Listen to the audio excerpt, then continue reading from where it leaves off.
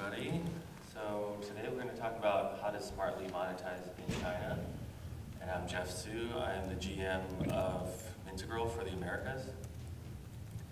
So Pete shared some great stats about China, but I have a few more here. So the number of mobile internet users right now is close to 250 million. And out of all the people that access the internet, the vast majority access through mobile. Another important thing to note here is that there's a huge difference between iOS and Android, and that has to do with that iPhones are actually pretty expensive in China. They're also usually centered around more of the cities, and there's a lot of manufacturers that make Android phones in China. That's why you see the discrepancy of almost 6-to-1. On this slide, we'll show that China continues to grow for advertising revenue. Specifically, in the last few years, there's over 30% year-over-year growth. We see that trend continuing to happen. If you listen to earnings calls for Apple, you'll notice that China gets mentioned more and more as the years go on. So we're excited about that growth. So this slide shows the vast majority of apps that are in China. So as you can tell, it's pretty complex. There's a lot of different genres of apps: e-commerce, video, gaming, news. But as Pete mentioned, large companies like Tencent, Alibaba, and Baidu control the vast majority of that. So, in this example, 77%. More specifically for games, we're looking at a lot of different genres, but for the most part, role-playing and card games take up the vast majority here, so it's about 50%.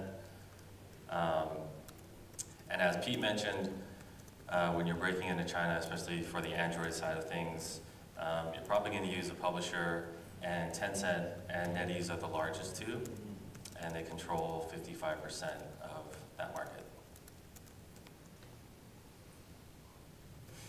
So now that we have some stats about China, let's go into how you should look for an ad partner and what qualities you should look for. So I think it's important to understand that there's a difference between an ad network that is based in China and headquarters in China and has legacy there versus an ad network that might be based in the US or in Europe that has an office in China. So what that does is if you have headquarters in China, most likely the founders are from hardware companies like Huawei, where they've worked at Alibaba and Tencent before, so they're plugged into the ecosystem, and what that really yields is more unique demand partnerships for local brands that are different than what you might get from a local ad network here, which is basically all gaming. So there's really no differentiation of demand, and that those brand campaigns really drive the performance and increase CPMs and revenues for China. Beyond that, you want somebody who's plugged into the ecosystem, because most likely you're going to need a localization partner, probably a publishing partner, as well as marketing and PR. And somebody who's entrenched in China can definitely help you find those areas and complete those for different facets of your business.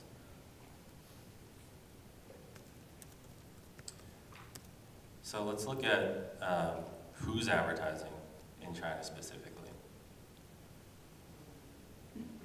So we have 4 quadrants here. One is local super apps. So as Pete mentioned, Tuitao is a large app who has both aggregated news as well as live streaming. Another category is e-commerce. So you can think of different apps, kind of like an Amazon. And what's probably more relevant here is mobile games. So we have local games, so the large publishers like Tencent and NetEase. And then we also have global games from US or EMEA developers like Supercell and Playrix. And lastly, we have internet finance, so you can think of like banking or investing apps. So those are the four major types of demand that you're going to see. So now we're going to go into an introduction of Mintegral and why we think we are fit to help developers in this market. So Mintegral has been in China for over 5 years. We are headquartered in Guangzhou with 14 offices worldwide. And currently our SDK penetration is over 36 million DAU, which is pretty large.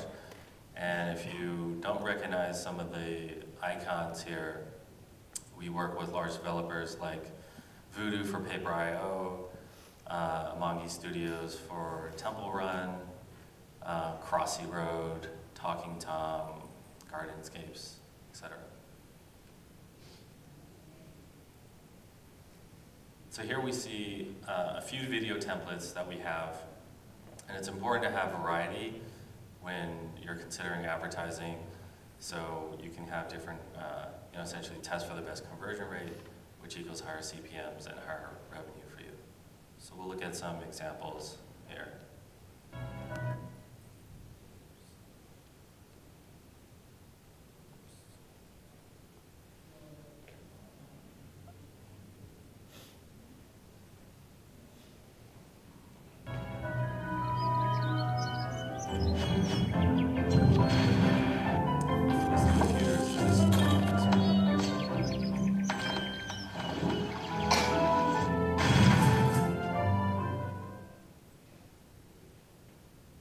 So you can see in that last example, the video example 3, there's a full-time call to action on the bottom. So if a user is interested in downloading the game, they can instantly do that without watching the video.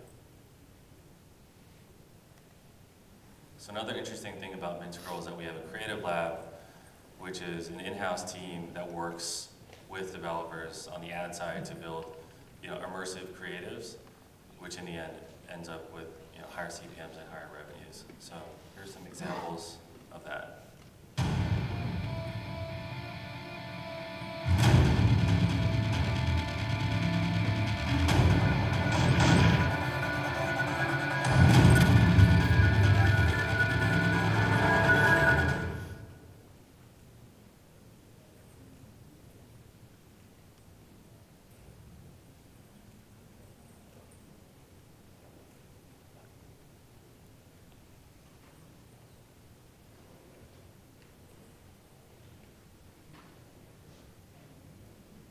So we see playable ads as being a large driver of revenue in 2018, and the conversion rates are really high in China. So if you're considering different ad formats, you should really consider playables as part of your mix.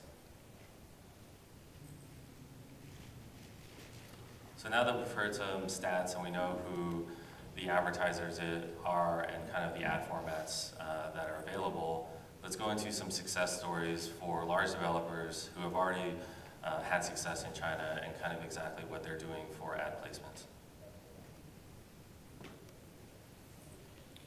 So one of the major developers that we work with is Playrix, and they use our ads in a rewarded video manner.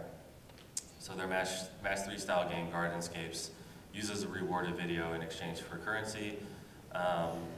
And they've leveraged our local demand and our unique demand to essentially increase their revenues by 30%.